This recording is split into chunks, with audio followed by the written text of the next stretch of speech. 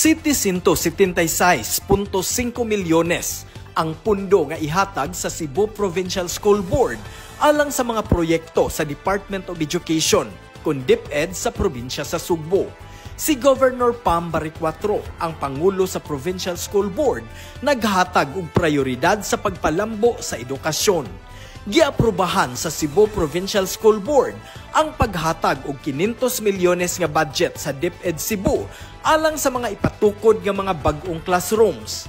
198 milyones ang para sa pagpahiuli sa mga Gabaldon Heritage Building.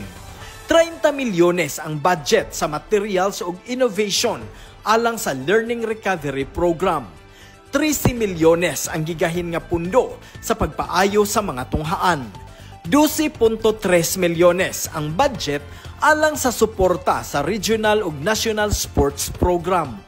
8.7 milyones ang budget para sa financial assistance sa 2025 division activities. 7.5 milyones ang gigahin alang sa suporta sa mga mandated national ug regional activities. 6 milyones ang pundo nga gigahin alang sa pagpalambo sa robotics program.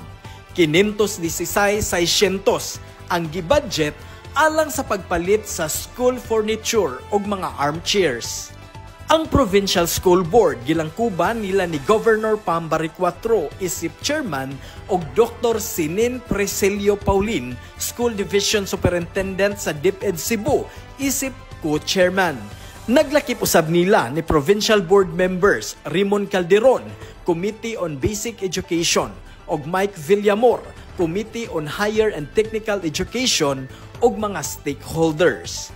Si Governor Pam Barriquatro nagpadayag sa iyang hugot nga suporta sa natad sa edukasyon. Gani na dismaya ang gobernador dihang nasayran nga adunay 1.9 bilyones nga Special Education Fund ang niaging administrasyon apan wa kini nila gamita samtang ang mga magtutudlo og mga bata nagantos sa mga guba nga classrooms. Manginlabot magpakabana tungod kay ato ang Sugbo. Monching Austero, Sugbo News.